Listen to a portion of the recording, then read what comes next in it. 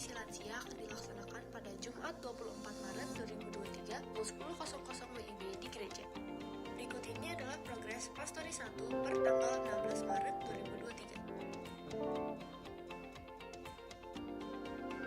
2023. Shalom, selamat datang pada ibadah umum Gereja Kristen Oikumene di Indonesia, Jemaat Depok 1. Berikut ini merupakan penekanan warta jemaat sepekan. Pada ibadah umum, Minggu pukul 6 dan 9.00 WIB akan dilayani oleh hambanya Pendeta Iren Monalisa Tete Lepta, SSI Teol, Gembala Sidang GKO Depok 1. Ibadah sekolah minggu akan dilaksanakan pada Minggu 19 Maret 2023 pukul 7.30 WIB. Persiapan pengasuh sekolah minggu akan dilaksanakan pada Minggu 19 Maret 2023 setelah ibadah jam 9. Bagi adik-adik sekolah minggu yang membutuhkan nilai agama dari gereja, mohon perhatikan informasi berikut ini. Ibadah remaja taruna akan dilaksanakan pada Minggu 19 Maret 2023 pukul 7.30 WIB di lantai 2 gereja.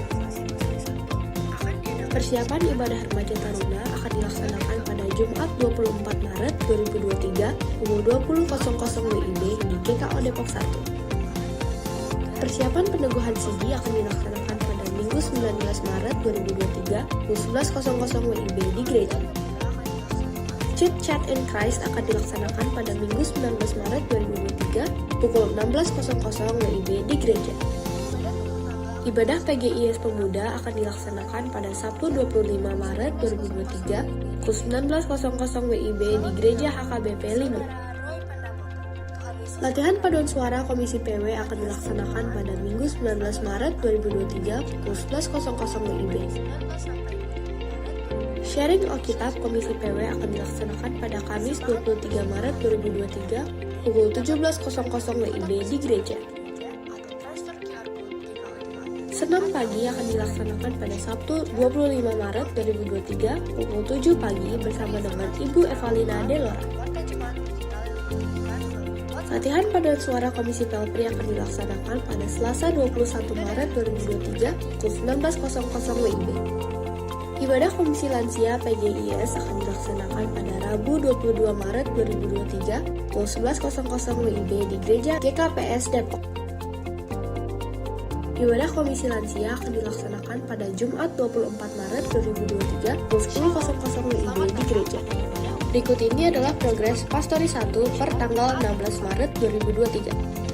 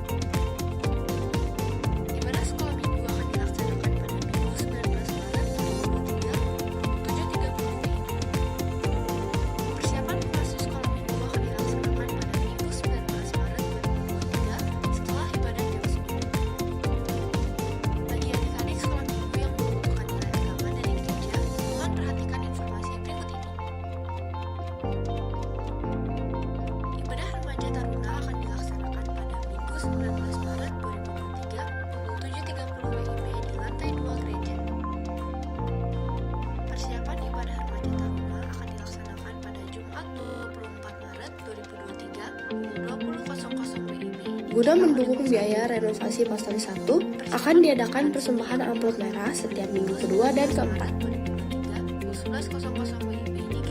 Doa puasa akan dilaksanakan pada Sabtu 25 Maret 2023 pukul 6.00 sampai 18.00 WIB.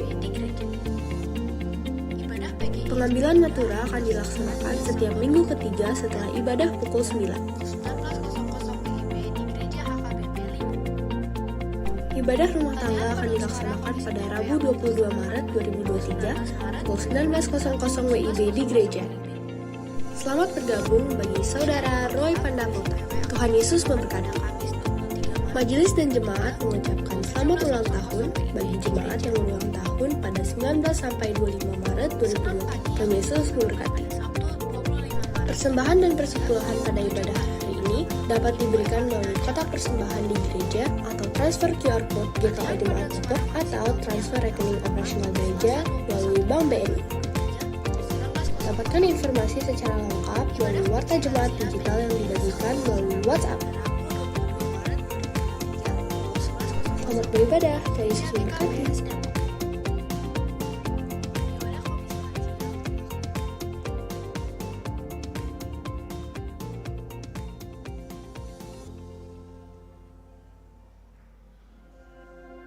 Shalom, selamat datang pada ibadah umum Gereja Kristen Oikumene di Indonesia, Jemaat Depok 1. Berikut ini merupakan penekanan. Shalom, selamat pagi Bapak Ibu Jemaat yang dikasihi Tuhan Yesus Kristus. Selamat datang di ibadah utama minggu kita pagi hari ini. Ibadah Minggu Sengsara kelima pada hari ini akan dilayani oleh Gembala Sidang kita, Ibu Pendeta Iren MT Telepta SSI Teol, dengan tema Cara Allah Bukan Caramu, yang terambil dari Yohanes 9 ayat 1 sampai 41. Sebelum kita memulai ibadah kita, mohon perhatiannya sejenak untuk warta anggota jemaat baru. Setelah dilaksanakan pertemuan serta melengkapi data-data yang diperlukan, telah diterima sebagai anggota Jemaat GKO Depok 1 sebagai berikut. Nama Saudara Roy Pandapotan, alamat Jalan AMD Kafling Kinayungan nomor 30, Pondok Aren, dengan nomor NIG 110392 001 110216. Bagi Saudara Roy Pandapotan, jika hadir pada pagi hari ini, silahkan berdiri.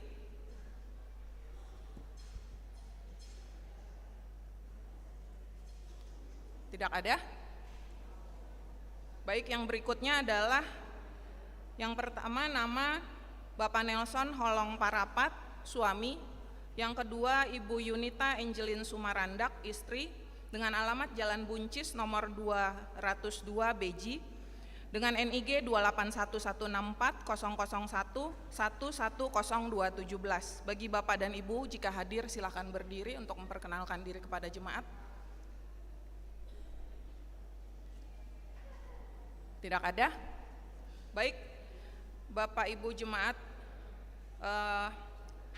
penekanan yang berikutnya adalah sebelum ibadah dimulai, mohon perhatian dari Bapak Ibu jemaat untuk hal-hal sebagai berikut. Yang pertama, untuk menjaga ketertiban dan kenyamanan bersama, bagi Bapak Ibu yang membawa smartphone agar di-set dengan mode panggilan senyap atau silent.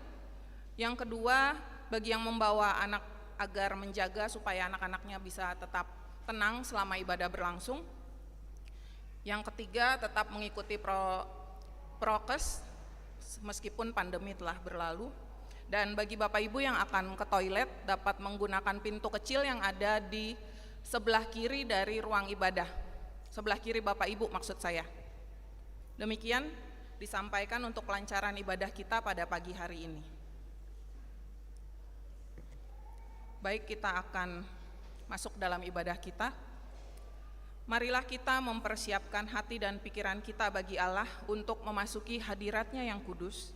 Kita berdiam sejenak untuk bersaat teduh. Saat teduh dimulai.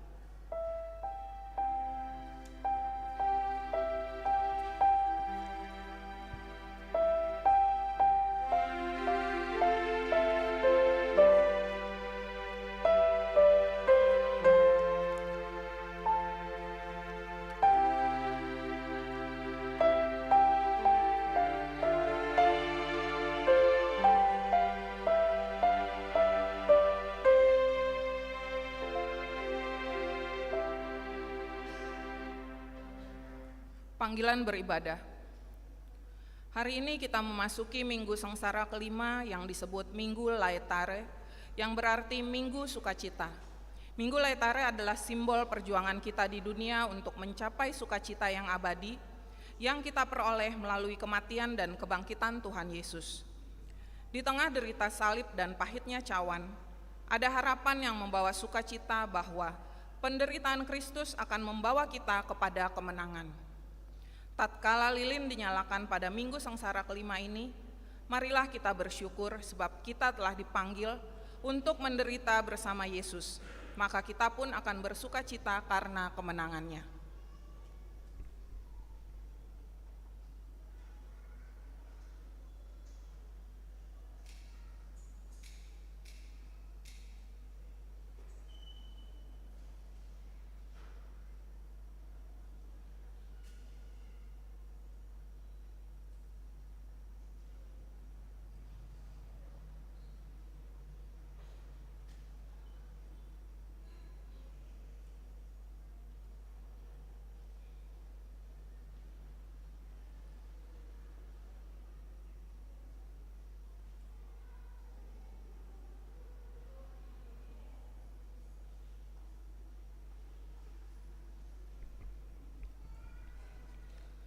Bapak Ibu jemaat diundang untuk bangkit berdiri.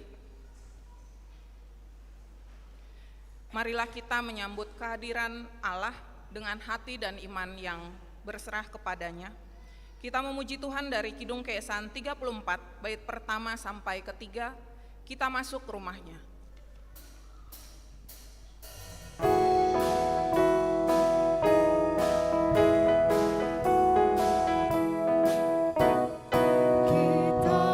Masuk rumahnya, berkumpul menyembah kepadanya. Kita masuk rumahnya, berkumpul menyembah kepadanya. Kita masuk rumahnya, berkumpul menyembah kepada Kristus. Menyembah Kristus Tuhan.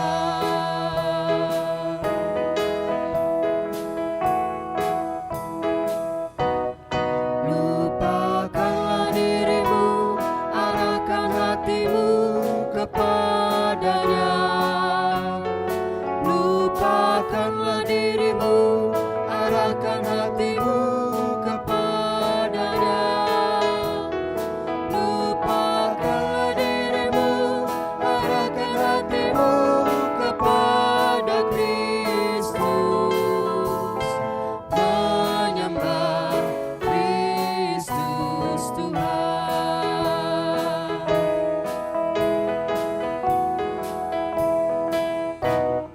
Muliakan namanya dan angkat tanganmu kepadanya. Muliakan namanya dan angkat tanganmu kepadanya. Muliakan namanya dan angkat tanganmu kepada Kristus. Menyembah Kristus Tuhan.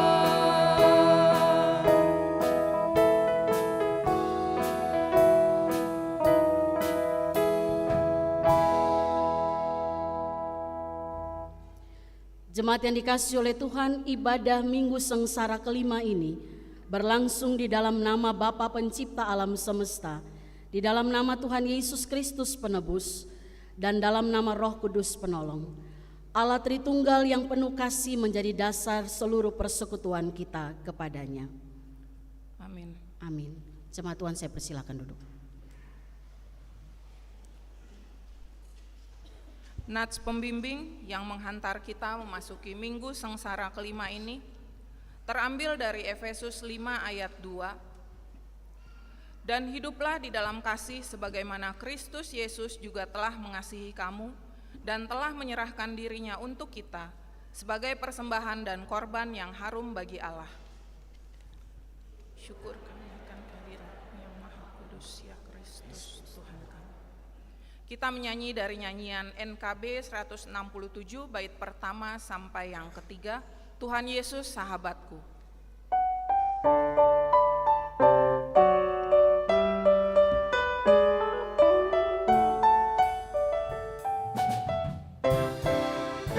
Tuhan Yesus sahabatku, tercinta dan erat, melebihi segalanya bagiku. Bunga bakung paling indah yang tumbuh di lembah, mengampuni menyucikan diriku. Penghibur dalam duka, penolong yang teguh, kepadanya ku serahkan khawatirku. Bunga bakung paling indah yang tumbuh di lembah, melebihi segalanya bagiku.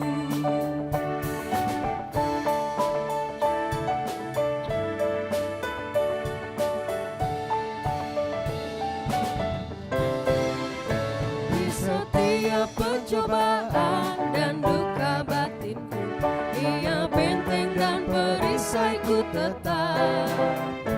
Demi Dia ku tinggalkan berhala hatiku, oleh Dia ku bertahan dan tegak.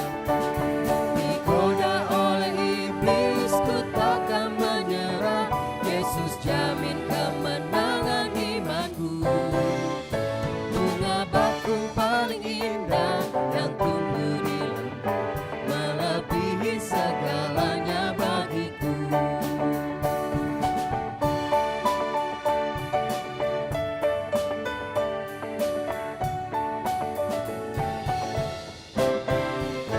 Ia takkan membiarkan dan meninggalkanku, aku hidup oleh iman padanya. Ia tembok yang berapi di sekelilingku, roti hidup yang membuatku kenyang. Lelaki kemuliaan ku nampak wajahnya, dan berkat sorgawi melimpahiku. Bunga bakung paling indah yang tumbuh di lembah, melebihi segalanya bagiku.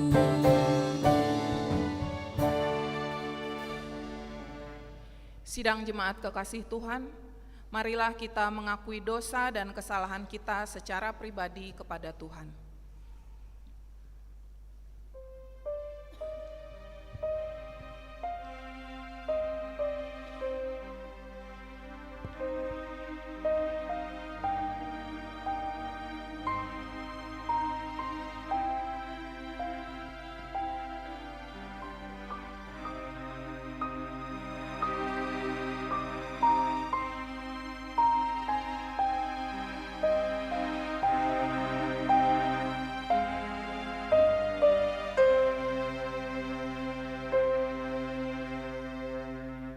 Marilah selaku gereja, kita mengaku secara bersama-sama kepada Allah.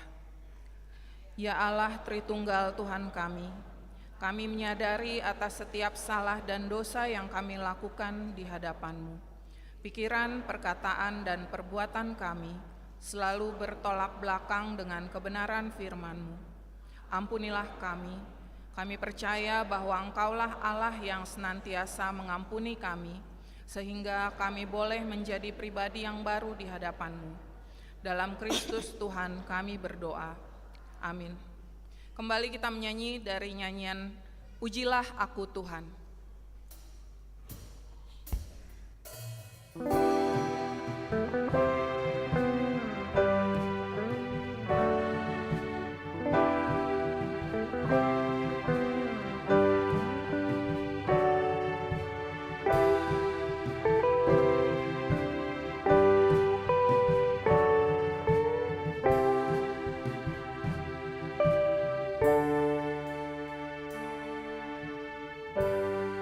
Tuhan, cobalah aku Tuhan, selidiki batinku dan hatiku,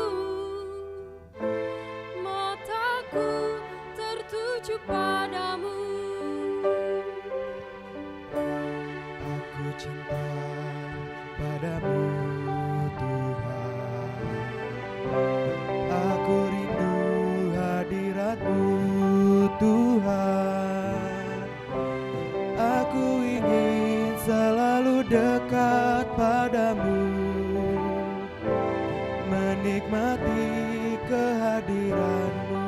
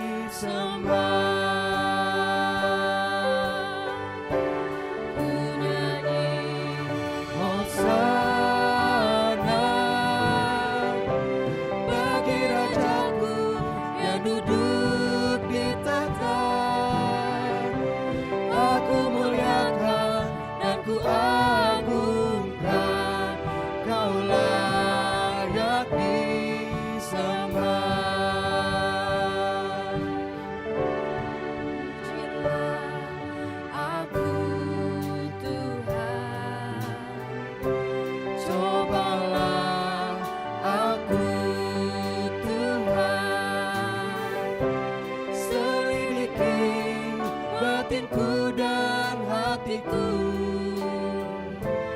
mataku tertuju padamu. Ku nyanyi Hosana bagi Rajaku yang duduk di tahta. Aku muliakan dan ku agungkan, Kau layaki, layaki. Ku nyanyi Hosana bagi Rajaku yang duduk di tahta. Aku muliakan dan ku agungkan, Kau layaki sembah, Kau layaki sembah,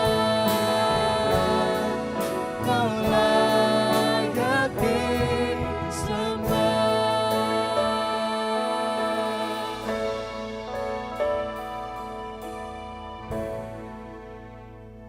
Saya mengundang jemaat Tuhan untuk berdiri dan kita akan mendengarkan berita anugerah pengampunan Tuhan bagi kita.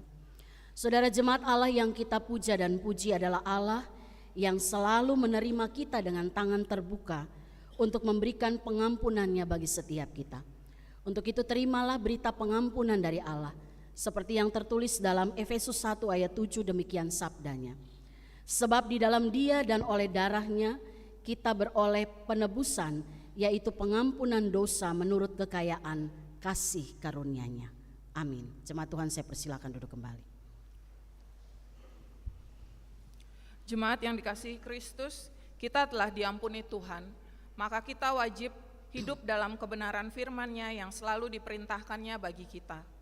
Dan inilah perintah yang Tuhan berikan buat kita yang terdapat di dalam Yohanes 14 ayat 15. Jikalau kamu mengasihi aku, kamu akan menuruti segala perintahku. Kita kembali memuji Tuhan dari pujian sampai akhir hidupku.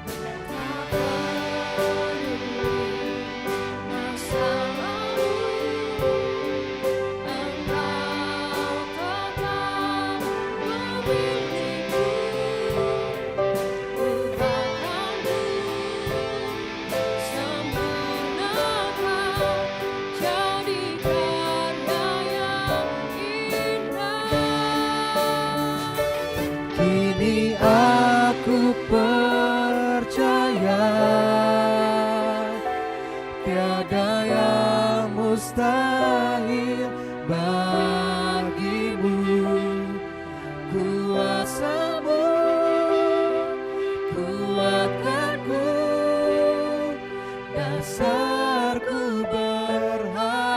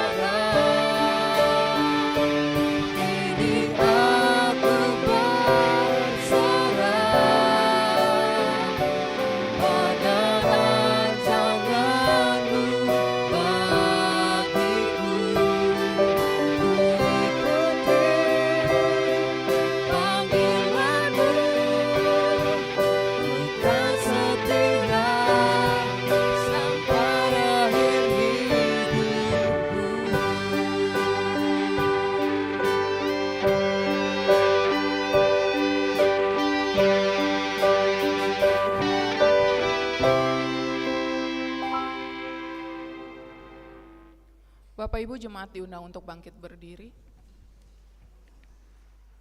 Sebagai jemaat Tuhan Yesus Kristus, dalam suatu persekutuan dengan segala jemaat dari segala abad dan tempat, marilah kita mengucapkan pengakuan iman yang am dan rasuli.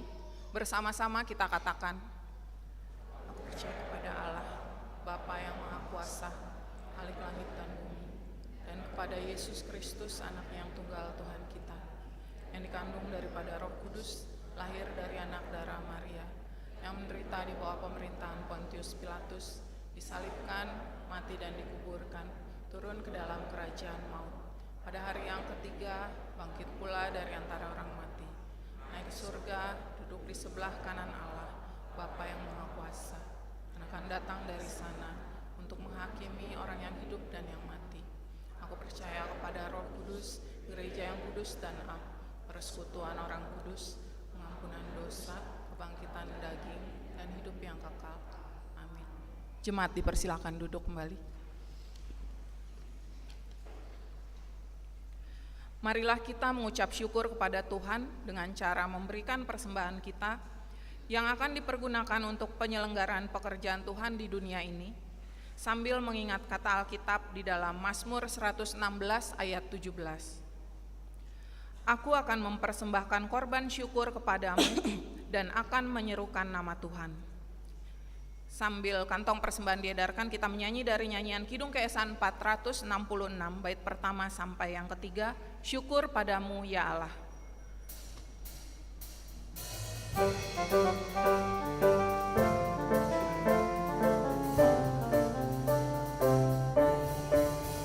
Syukur padamu ya Allah atas segala rahmat-Mu. Syukur atas kecukupan dari kasih-Mu penuh. Syukur atas kasih sayang walau tubuh pun lemah. Syukur atas kasih sayang dari sanak dan teman.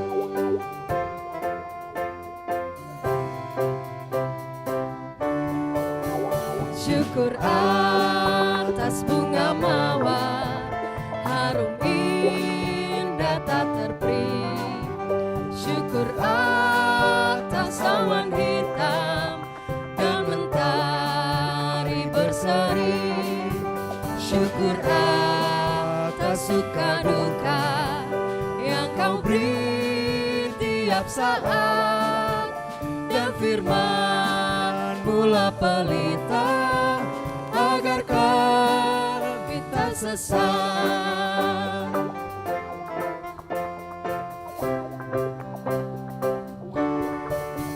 Syukur atas keluarga penuh kasih yang mesra. Syukur atas perhimpunan yang memberi sejahtera. Syukur atas kekuatan kala duka dan kesah. Syukur atas pengharapan kini dan selamanya.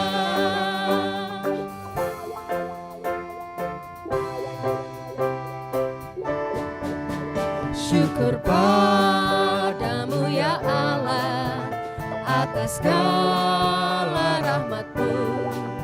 Syukur atas kecukupan dari kasih-Mu penuh.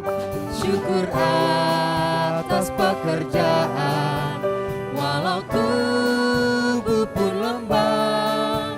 Syukur atas kasih sayang dari sanak dan teman.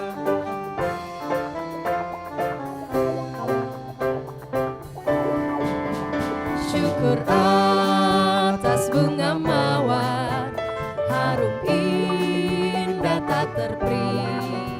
Syukur atas awan hitam dan mentari berseri, syukur atas suka duka yang kau beri tiap saat, dan firman-Mu lah pelita agar kami tak sesat.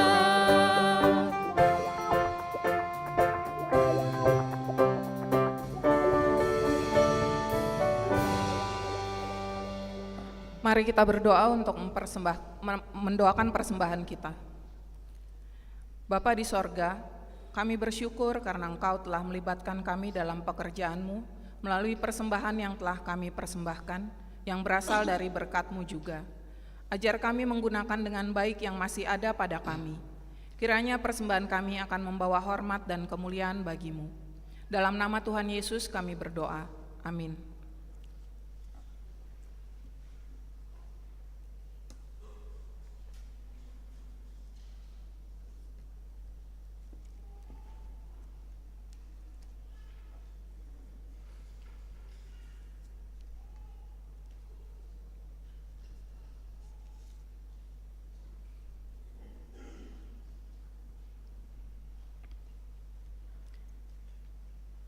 Baik Bapak Ibu Jemaat yang dikasihi oleh Tuhan, sebelum kita dengar firman, kita akan sejenak mendengarkan kesaksian pujian dari Bapak-Bapak Pelpri.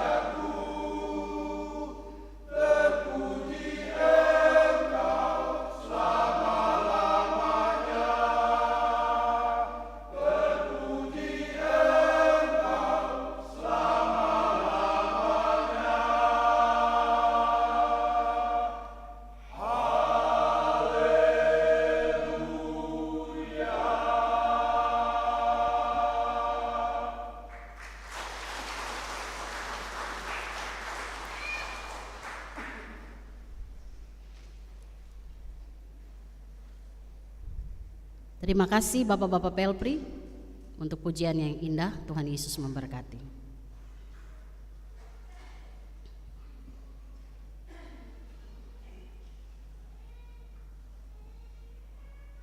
Baik jemaat Tuhan, mari kita siapkan hati kita untuk mendengarkan firman Tuhan. Kita naikkan pujian mengenalmu.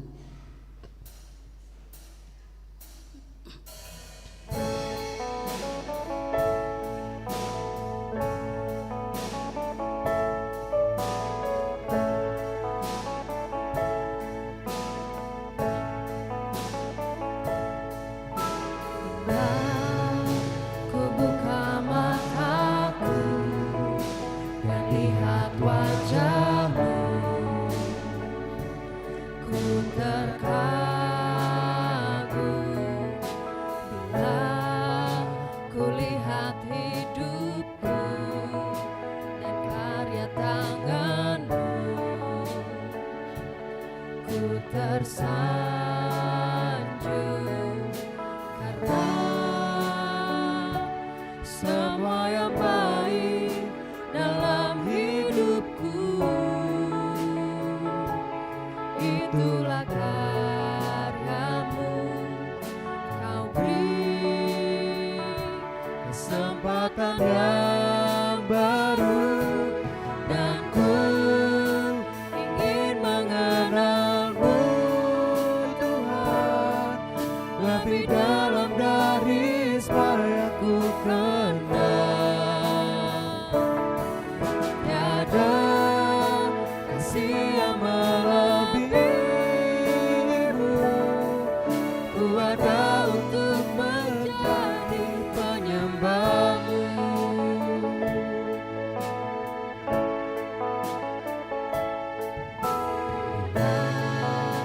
Ku buka mataku dan lihat wajahmu,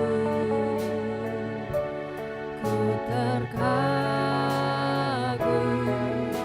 bila ku lihat hidupku dan karya tanganmu, ku tersanjung karena semua yang baik dalam hidupku itulah karyamu. Kau beri kesempatan yang baru dan ku ingin mengenalmu Tuhan lebih dalam dari semua yang ku kenal. Tiada kasih yang melebihimu, ku ada untuk menjadi penyembahmu dan ku ingin mengenalmu Tuhan lebih dalam dari semua yang ku kenal. Tiada kasih yang melebihimu, ku ada untuk menjadi, ku ada untuk menjadi, ku ada untuk menjadi penyembahmu.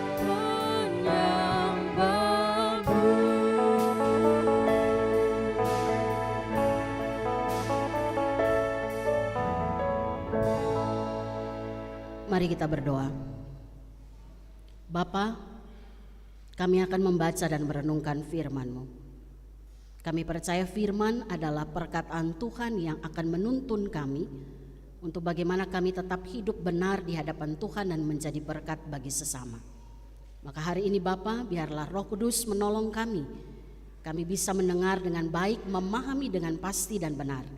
Dan terlebih kami juga melakukan firman ini dalam hidup kami menjadi gaya hidup kami, sehingga kami dapat disebut anak-anak Tuhan yang berbahagia ketika kami menjadi pelaku-pelaku firman yang setia. Berbicaralah bagi kami Bapa, kami siap mendengarkan sabda-Mu. Di dalam nama Tuhan kami Yesus Kristus firman yang hidup, Tuhan menyertai saudara. harusnya mengurapi Engkau. Amin. Jemaat yang dikasihi oleh Tuhan, pembacaan firman Tuhan dalam ibadah Minggu Sengsara yang kelima hari ini, kita akan membaca bersama dari Injil Yohanes pasal 9. Kita akan baca ayat 1 sampai dengan ayat yang ke-41. Mari kita siapkan bacaan kita. Yohanes 9 ayat 1 sampai 41. Dan sebagai tanda kesiapan kita menerima firman, saya ajak yang bisa berdiri, mari berdiri.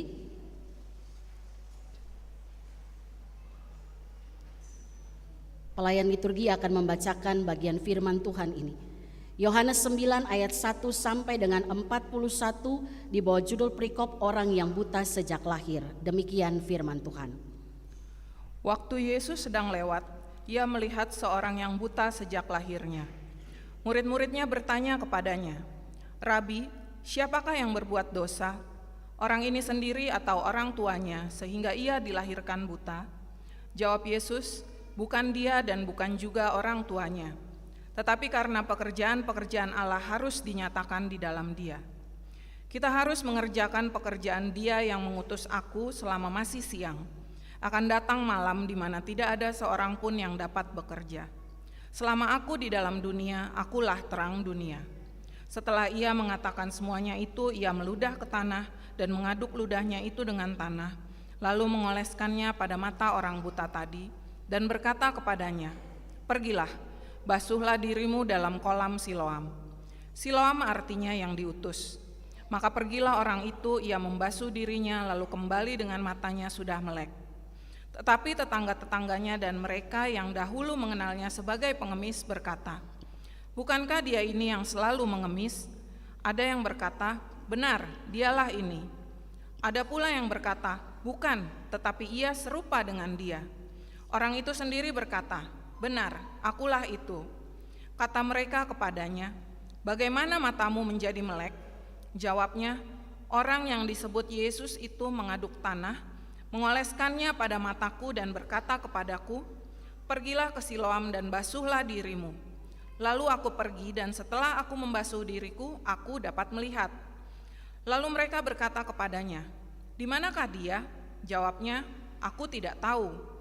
Lalu mereka membawa orang yang tadinya buta itu kepada orang-orang Farisi.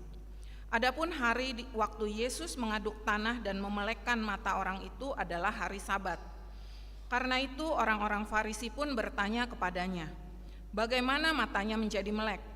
Jawabnya, "Ia mengoleskan adukan tanah pada mataku, lalu aku membasuh diriku dan sekarang aku dapat melihat." Maka kata sebagian orang-orang Farisi itu, "Orang ini tidak datang dari Allah, sebab ia tidak memelihara hari Sabat." Sebagian pula berkata, "Bagaimanakah seorang berdosa dapat membuat mujizat yang demikian?" Maka timbullah pertentangan di antara mereka. Lalu kata mereka pula kepada orang buta itu, "Dan engkau, apakah katamu tentang dia karena ia telah memelekkan matamu?" Jawabnya, "Ia adalah seorang nabi." Tetapi orang-orang Yahudi itu tidak percaya bahwa tadinya ia buta dan baru dapat melihat lagi, sampai mereka memanggil orang tuanya dan bertanya kepada mereka, "Inikah anakmu yang kamu katakan bahwa ia lahir buta? Kalau begitu bagaimanakah ia sekarang dapat melihat?" Jawab orang tua itu, "Yang kami tahu ialah bahwa dia ini anak kami dan bahwa ia lahir buta. Tetapi bagaimana ia sekarang dapat melihat kami tidak tahu, dan siapa yang memelekkan matanya kami tidak tahu juga. Tanyakanlah kepadanya sendiri. Ia sudah dewasa, ia dapat berkata-kata untuk dirinya sendiri." Orang tuanya berkata demikian karena mereka takut kepada orang-orang Yahudi, sebab orang-orang Yahudi itu telah sepakat bahwa setiap orang yang mengaku dia sebagai Mesias akan dikucilkan. Itulah sebabnya maka orang tuanya berkata, "Ia telah dewasa, tanyakanlah kepadanya sendiri." Lalu mereka memanggil sekali lagi orang yang tadinya buta itu dan berkata kepadanya, "Katakanlah kebenaran di hadapan Allah.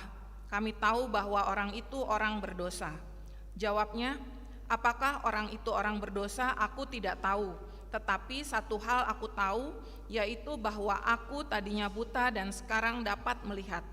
Kata mereka kepadanya, "Apakah yang diperbuatnya padamu? Bagaimana ia memelekkan matamu? Jawabnya, telah kukatakan kepadamu dan kamu tidak mendengarkannya. Mengapa kamu hendak mendengarkannya lagi? Barangkali kamu mau menjadi muridnya juga. Sambil mengejek mereka berkata kepadanya, engkau murid orang itu, tetapi kami murid-murid Musa. Kami tahu bahwa Allah telah berfirman kepada Musa, tetapi tentang dia itu kami tidak tahu dari mana ia datang. Jawab orang itu kepada mereka, aneh juga bahwa kamu tidak tahu dari mana ia datang, sedangkan ia telah memelekkan mataku. Kita tahu bahwa Allah tidak mendengarkan orang-orang berdosa, melainkan orang-orang yang saleh dan yang melakukan kehendaknya. Dari dahulu sampai sekarang tidak pernah mendengar bahwa ada orang yang memelekkan mata orang yang lahir buta. Jikalau orang itu tidak datang dari Allah, ia tidak dapat berbuat apa-apa.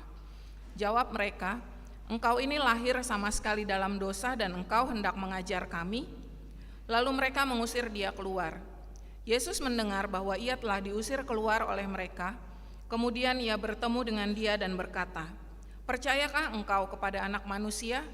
Jawabnya, siapakah dia Tuhan, supaya aku percaya kepadanya?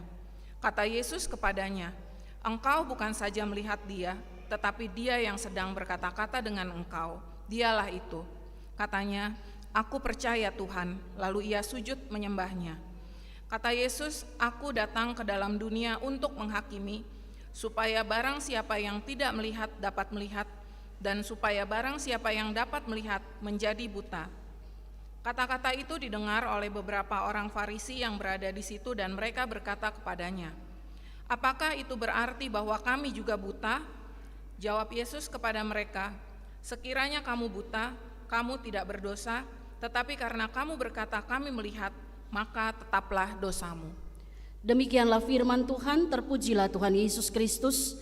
Firman Allah berkata, yang berbahagia ialah mereka yang mendengarkan firman Allah dan yang memeliharanya. Hosiana.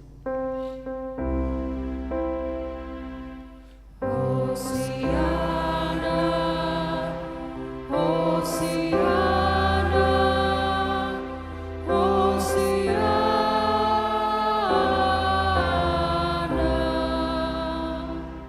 Jemaat Tuhan, saya persilahkan duduk kembali.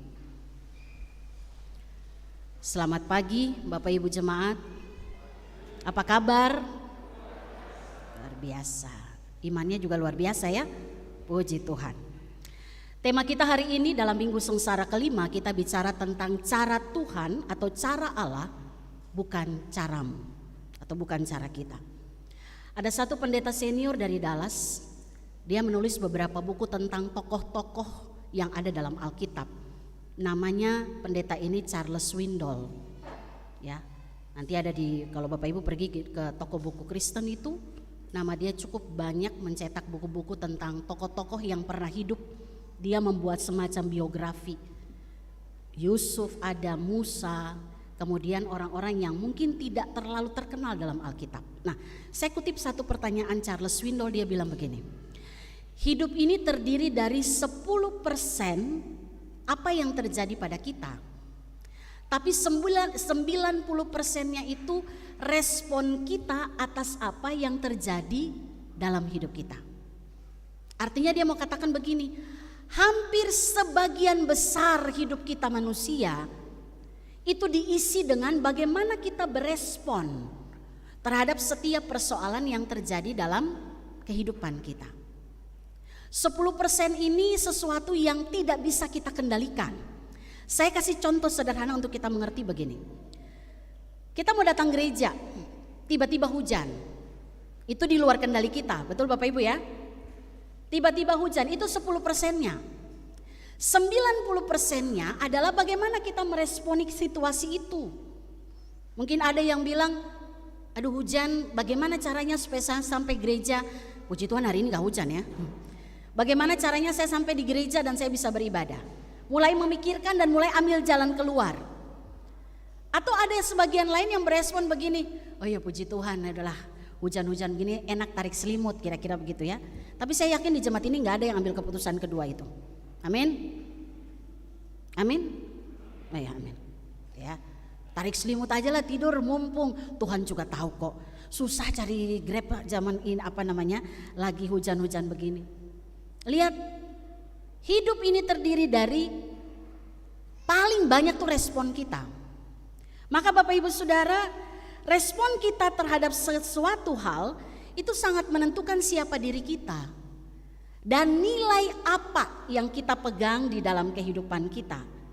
Dan biasanya tuh ada dua macam respon. Termasuk ketika anak kecil lagi jalan, bagaimana respon kita? Kira-kira begitu ya, karena kita udah wartakan tadi.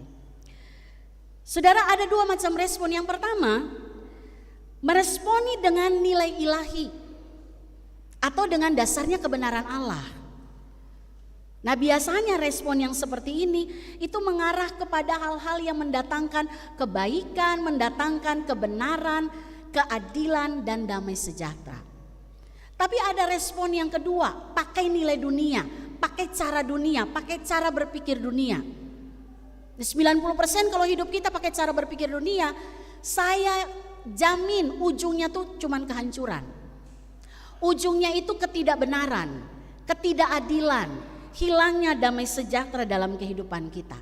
Jadi sekali lagi Bapak Ibu Saudara jemaat, respon kita sangat menentukan. 90% bagian hidup kita itu sangat menentukan siapa kita dan nilai hidup seperti apa yang kita pegang dalam perjalanan hidup kita. Nah, kalau kita lihat peristiwa penyembuhan orang yang buta sejak lahir dari Tuhan Yesus, hari ini saya mau ajak jemaat untuk melihat respon beberapa orang. Lalu kita coba evaluasi ya, kita ada di kelompok mana, kira-kira begitu. Yang pertama kita lihat persoalannya 10%-nya ini adalah ada orang buta sejak lahir dan dia disembuhkan oleh Tuhan Yesus. 41 ayat panjang itu ya. Ada orang buta sejak lahir dan disembuhkan. Kita lihat respon pertama dari para murid.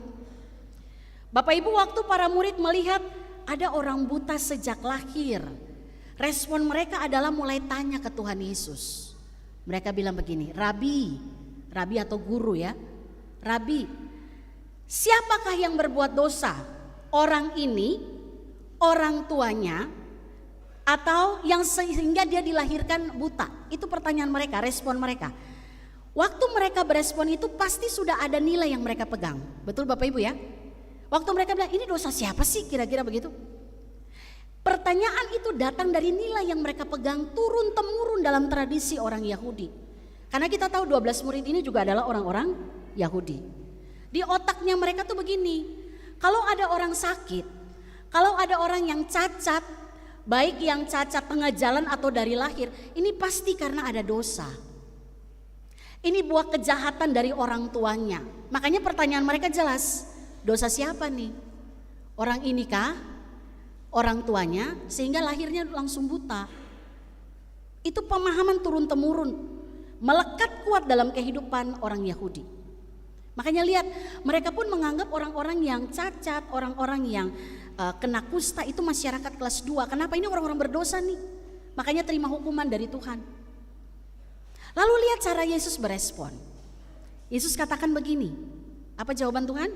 Bukan dia, bukan juga orang tuanya, tetapi pekerjaan-pekerjaan Allah harus dinyatakan di dalam dia. Bapak Ibu jemaat, Tuhan Yesus sedang meluruskan nih cara pandang yang salah, nilai yang salah. Nilai yang bisa membawa orang untuk menghakimi orang lain. Dan nilai ini turun-temurun ada dalam pikiran para murid. Yesus sedang mengatakan kepada mereka, jangan pakai tafsiran yang salah, yang itu hanya membuat kamu tuh punya relasi yang tidak benar dengan orang lain. Yesus mau murid-murid lihat persoalan ini lalu pakai caranya Tuhan untuk menilai bahwa kalau ada yang seperti ini pasti ada yang Tuhan sedang ingin katakan, baik untuk orang itu maupun untuk kita. Bapak Ibu Saudara, bagian ini hendak mengajarkan kita begini, kita nggak ada orang yang nggak punya masalah, betul ya? Masalah pribadi, keluarga, pelayanan pun kita punya masalah. Tapi ingat satu hal, semua hal yang kita alami dalam hidup ini Tuhan tahu. Amin. Tuhan lihat. Mau itu yang terjadi karena dosa kita, Tuhan tahu. Mau itu yang terjadi karena perbuatan orang lain, Tuhan tahu. Jadi jangan kita berpikir kita berjuang sendiri waktu hadapi masalah. Tuhan tahu. Apalagi kalau kita bawa itu dalam doa. Tuhan dengar. Maka bagian respon para murid ini hendak mengajarkan kita bahwa kalau kita hadapi persoalan atau kita melihat persoalan orang lain, ketika orang lain sedang berhadapan dengan masalah, mari kita berespon benar. Pakai nilai Tuhan, pakai cara Tuhan. Responnya itu begini, kalau kita hadapi masalah apapun itu, mulailah melakukan sebuah refleksi pribadi. Tuhan Yesus, kira-kira Tuhan mau katakan apa secara pribadi kepada saya melalui masalah ini?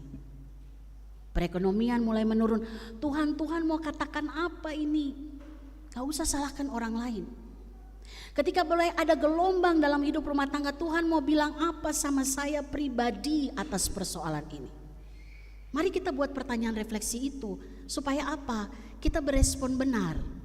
Kita pakai cara Tuhan untuk mengatasi masalah kita. Gak pakai cara berpikir dunia yang ujung-ujungnya membuat kita stres. Betul ya? Banyak orang stres itu bukan karena masalah besar kecil, tapi responnya yang tidak terkontrol.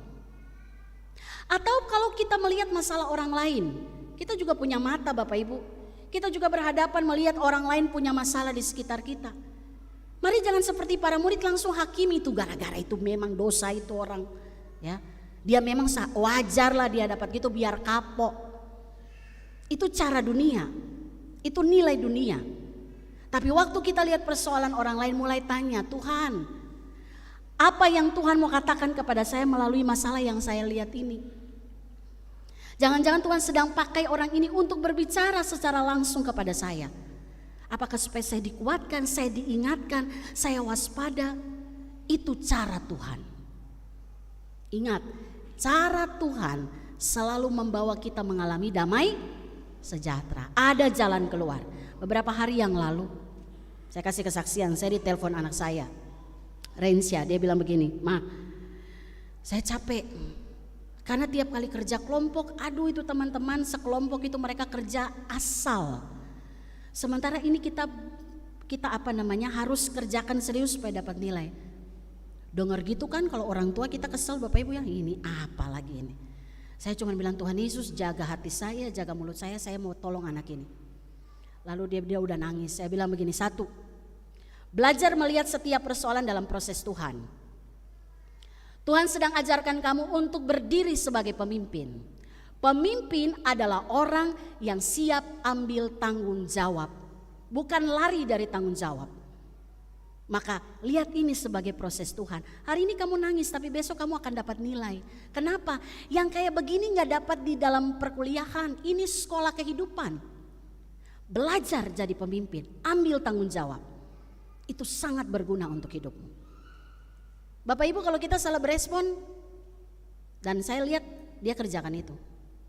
Puji nama Tuhan. Tidak langsung, udah bodo amat lah. Terkadang ketika kita diperhadapkan pada persoalan, suka pakai nilai kita sendiri. Sehingga kita tidak bisa tolong orang lain ataupun menolong diri kita. Hari ini firman Tuhan ajarkan kita, lihat respon para murid.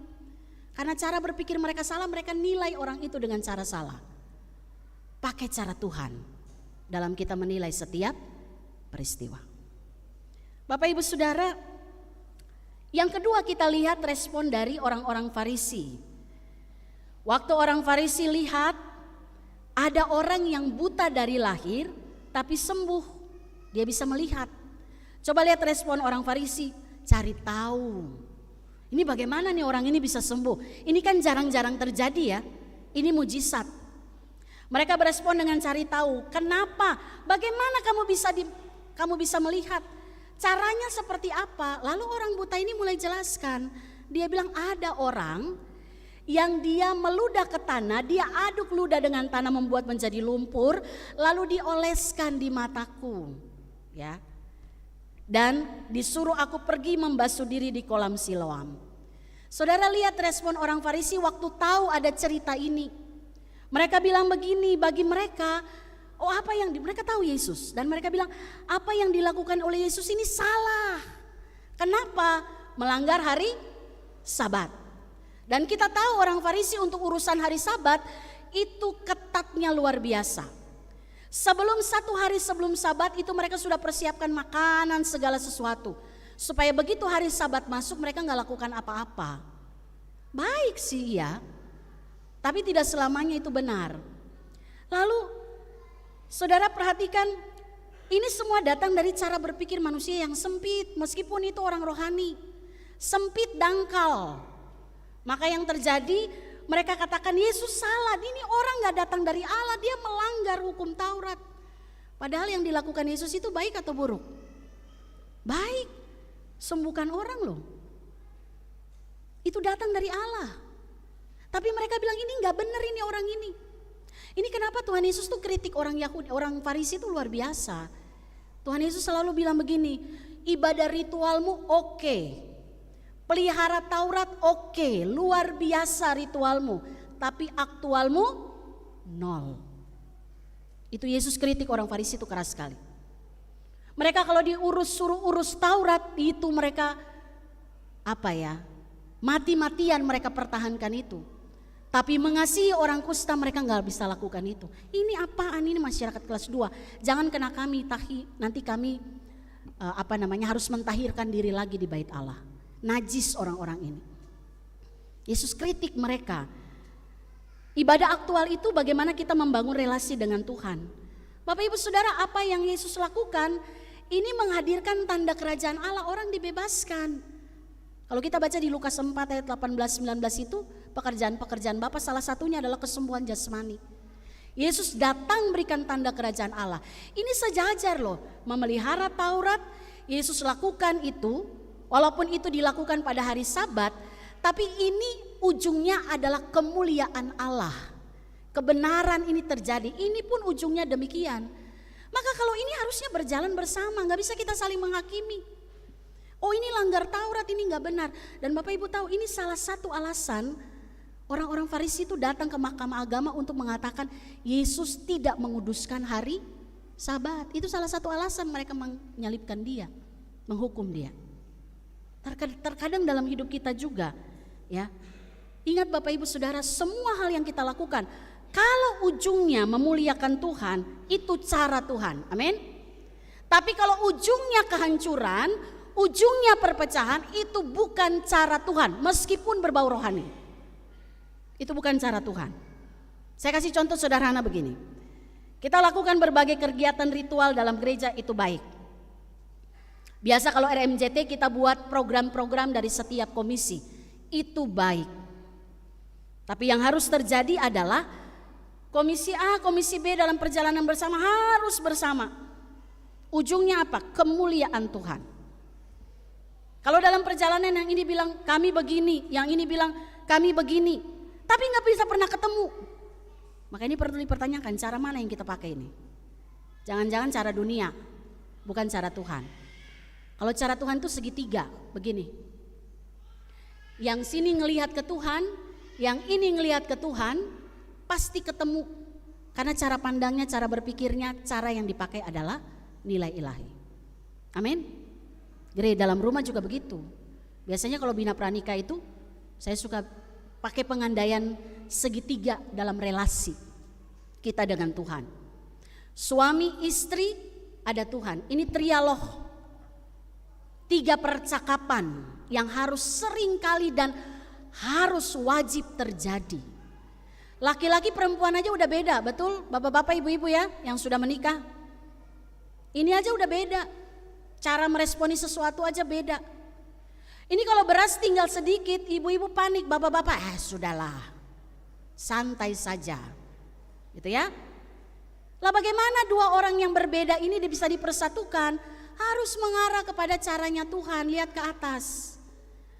Ini pakai nilai Allah, ini pakai nilai Allah, pasti ketemu. Makanya ketika menyelesaikan masalah keluarga, kembalikan ini pada posisi-posisinya untuk pakai cara Tuhan. Kalau pakai cara dunia gak bakalan ketemu, karena cara berpikirnya sudah salah. Kalau ini nggak ngarah Tuhan, ini nggak ngarah Tuhan, ngarah kemana-mana. Makanya tidak akan pernah bisa dipertemukan. Bergereja juga demikian. Harus pakai cara Tuhan urus gereja ini. Supaya apa? Semua bersinergi. Jadi tidak ada yang menjadi raja-raja kecil. Berjalan bersama. Ujungnya apa? Kemuliaan Tuhan dinyatakan. Amin. Yang ketiga kita lihat. Orang buta yang disembuhkan oleh Yesus. Ini respon ketiga. Waktu dia melihat bahwa dia telah sembuh, ini sesuatu yang terjadi di luar kendalinya. Ini 10% nih. Dia lihat dirinya telah sembuh. Apa yang dia lakukan? Dia datang dan dia menyembah Yesus. Saudara lihat, untuk sampai ke sini prosesnya panjang. Karena yang dilakukan orang buta ini, Yesus berjumpa, Yesus kasih perintah sama dia, ya. Yesus katakan dalam ayat 7, setelah dia mengoleskan ludah yang dicampurkan dengan tanah ke mata orang buta itu, ayat 7 Yesus bilang, pergilah, basuhlah dirimu ke dalam kolam Siloam.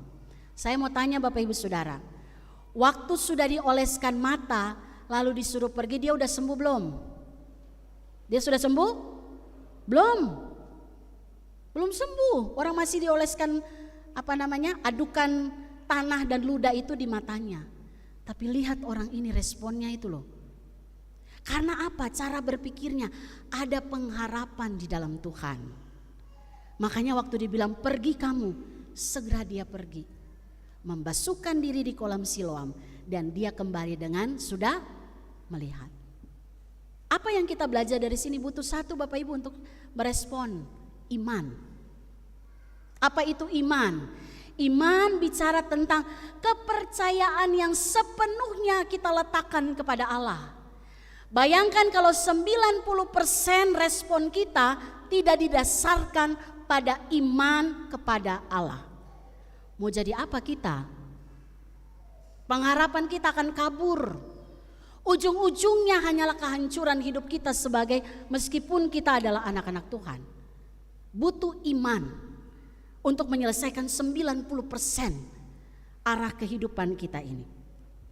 10% kesembuhan ia terima, 90% orang buta ini meresponinya dengan datang dan menyembah kepada Yesus. Dari sini kita belajar Bapak Ibu jemaat, bagaimana dengan kita sebagai jemaat Tuhan. Kadang perkataan Tuhan, dia cuma dengar lalu lakukan. Kita ini dengar perkataan Tuhan, firman Tuhan luar biasa banyak.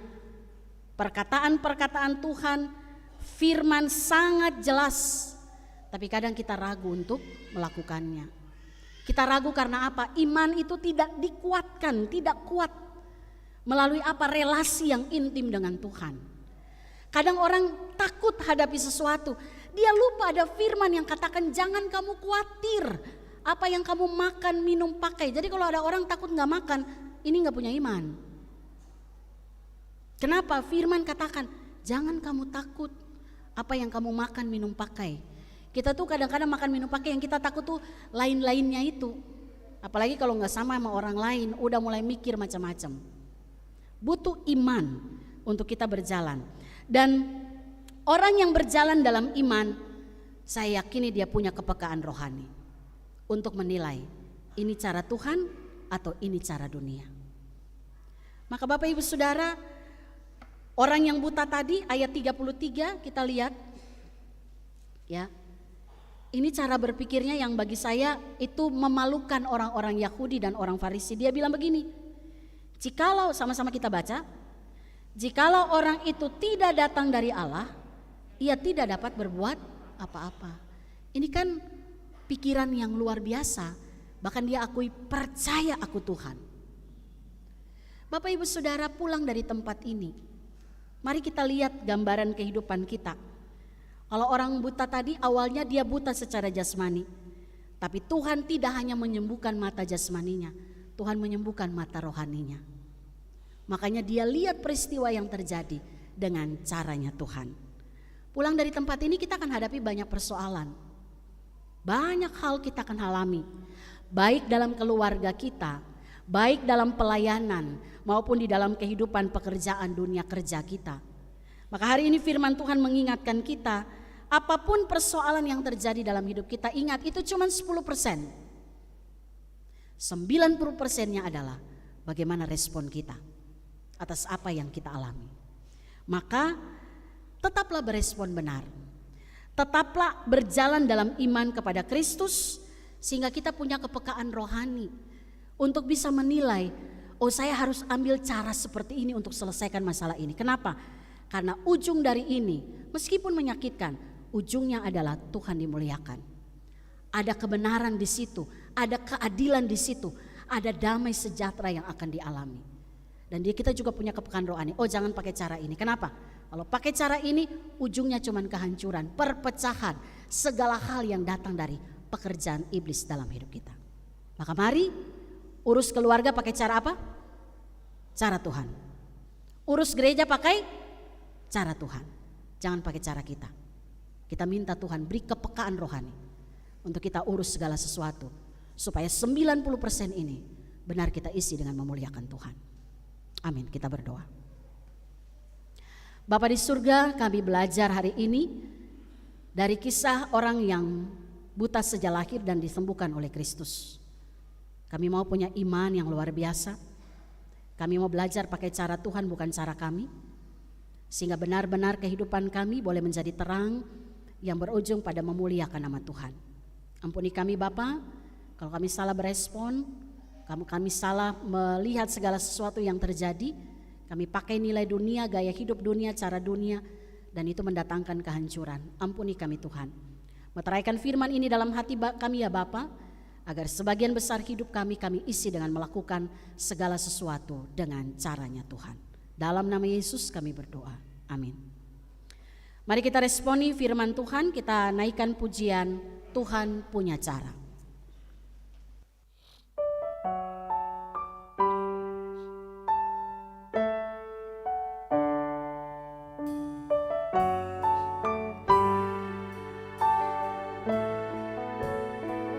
Kau selalu punya cara untuk menolongku. Kau selalu punya jalan keajaibanmu. Kau dahsyat dalam segala perbuatanmu, dan ku tenang di dalam caramu.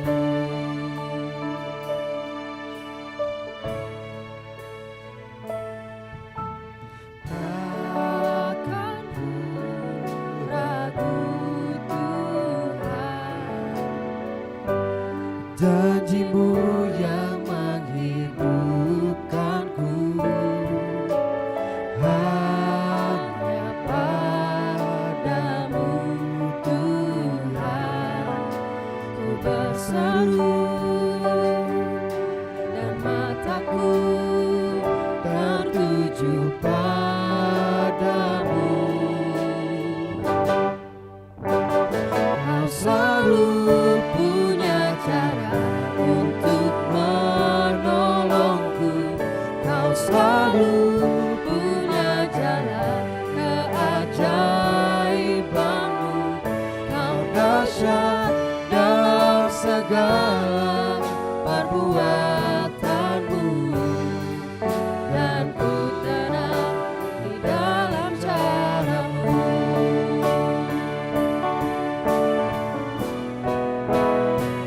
Kau selalu punya cara untuk menolongku. Kau selalu punya jalan keajaibanmu. Kau dahsyat dalam segala perbuatanmu, dan ku tenang di dalam caramu, dan ku tenang di dalam caramu,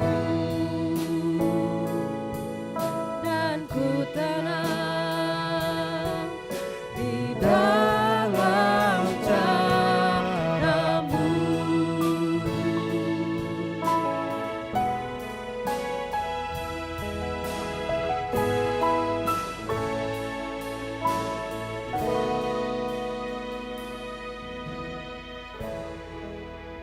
Mari kita satukan hati kita dan kita menaikkan beberapa pergumulan pokok doa kita dalam syafaat pagi ini. Mari kita berdoa. Terpujilah Allah Tritunggal, Bapa, Anak, dan Roh Kudus yang senantiasa ada di dalam kami, memberkati dan terus menuntun langkah hidup kami agar kami tetap hidup benar, agar kami berguna bagi Tuhan dan juga bagi sesama. Kami bersyukur pagi hari ini Bapa, kami boleh ada dalam persekutuan kasih, memuji memuliakan nama-Mu dan mendengarkan firman-Mu. Dan saatnya kami akan menaikkan beberapa pergumulan kami kepada Tuhan. Kami berdoa secara khusus untuk beberapa keluarga dalam jemaat-Mu.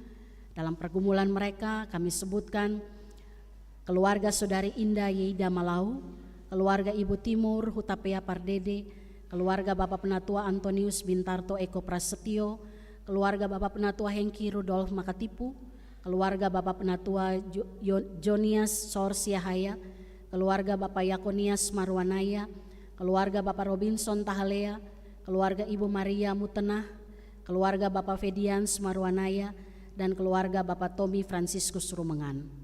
10 keluarga kami bawa dalam doa hari ini. Berkati setiap pergumulan yang dibawa oleh keluarga di dalam doa. Biarlah keluarga boleh terus membangun mesbah keluarga dan di dalamnya belajar untuk kepeka terhadap apa yang menjadi perkataan Tuhan dalam setiap persoalan yang dihadapi. Masa depan anak-anak Tuhan berkati, pekerjaan kepala keluarga Tuhan berkati, dan kami percaya sungguh Tuhan juga sebagai istri pengelola berkat Tuhan, Tuhan juga memberkati. Kami serahkan 10 keluarga ini menjadi batu yang hidup bagi pembangunan bangunan Allah di tempat ini. Kami juga berdoa Tuhan bagi seluruh jemaat Tuhan, pertumbuhan iman jemaat GKO Depok 1. Bapak berkati melalui setiap kegiatan yang ada firman yang diberitakan, menguatkan, menolong kami untuk kami benar hidup di dalam Tuhan.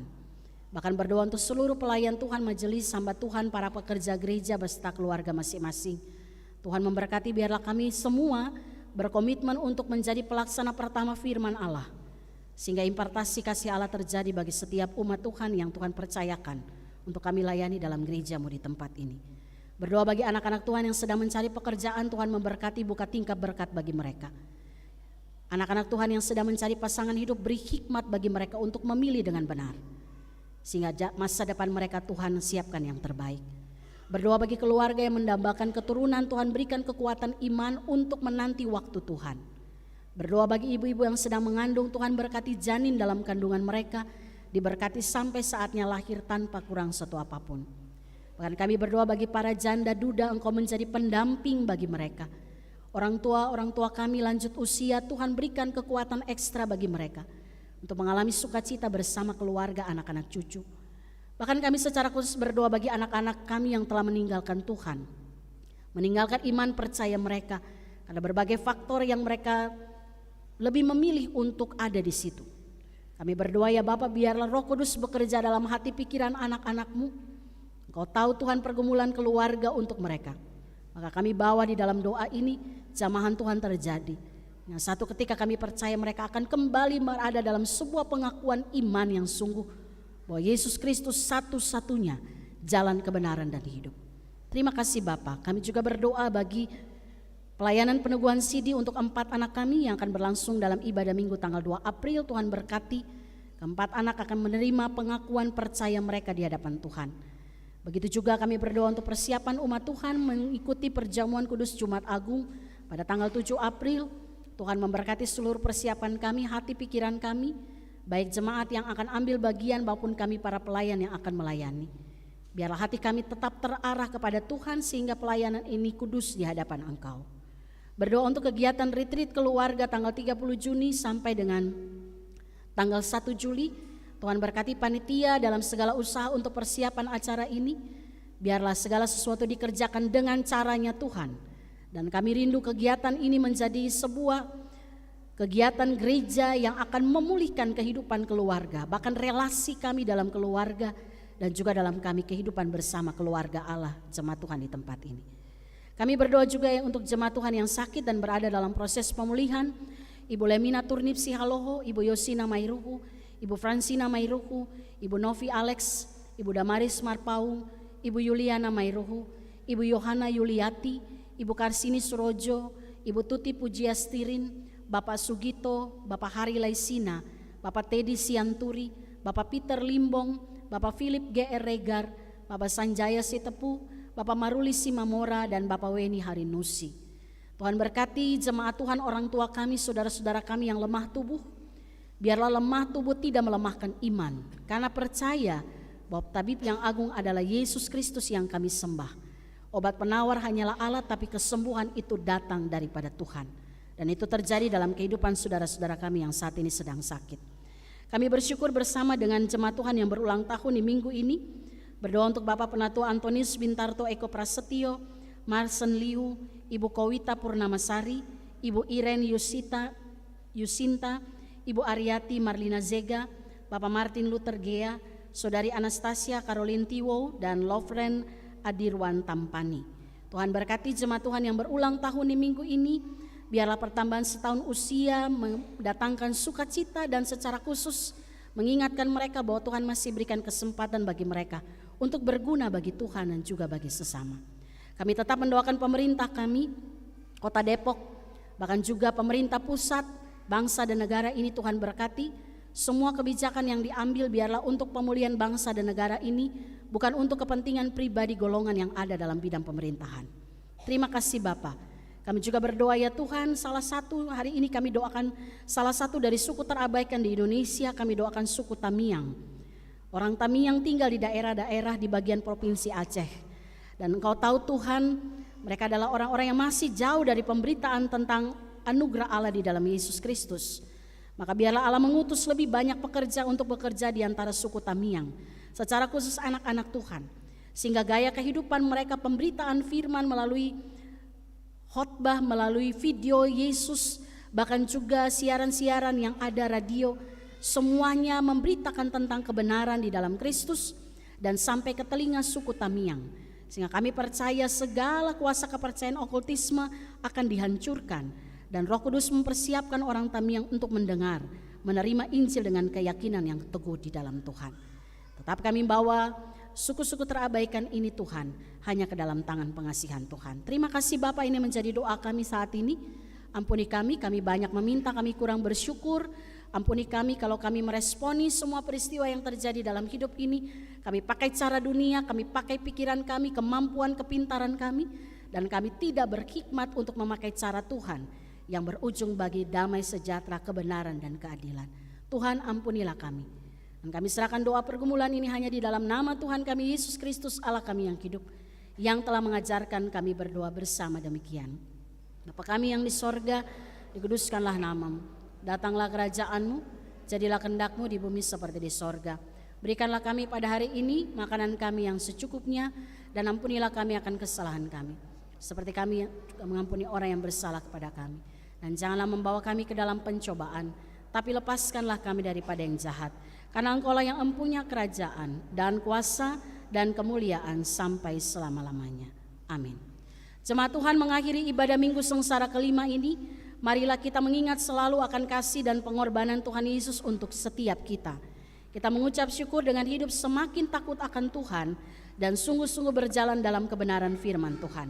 Untuk itu saya ajak kita berdiri dan mari kita akhiri ibadah ini, kita memuliakan Tuhan dengan menaikkan pujian, Kuutus Kau mengabdi tanpa pamrih.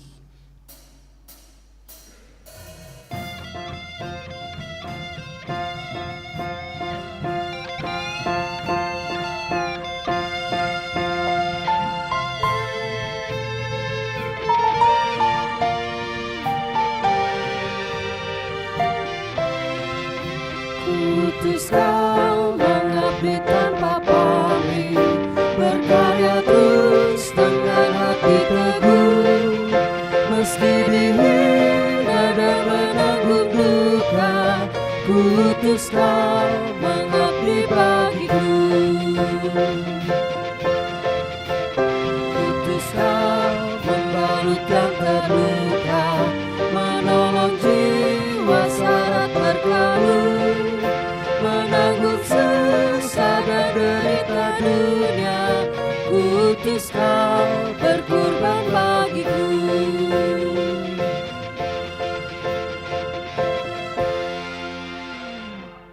Sidang jemaat yang dikasihi oleh Tuhan, pergilah dalam damai sejahtera Tuhan.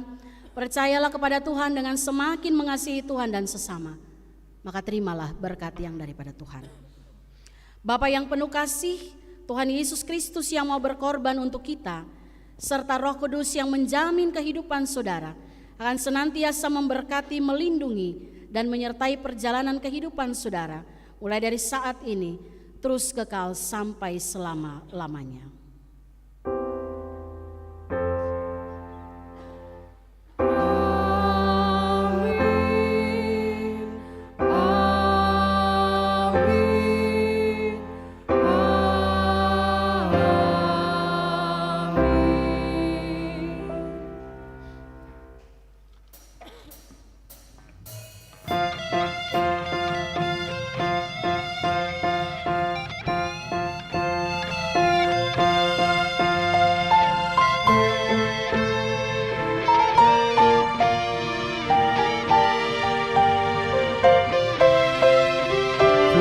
Putuskan tinggalkan ambisimu, padamkanlah segala nafsumu, namun berkaryalah dengan sesama.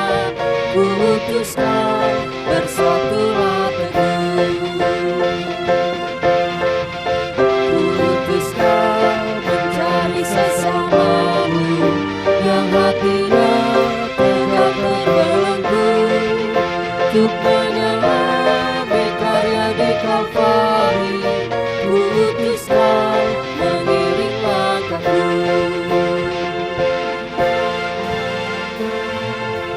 Karena Bapa mengutusku,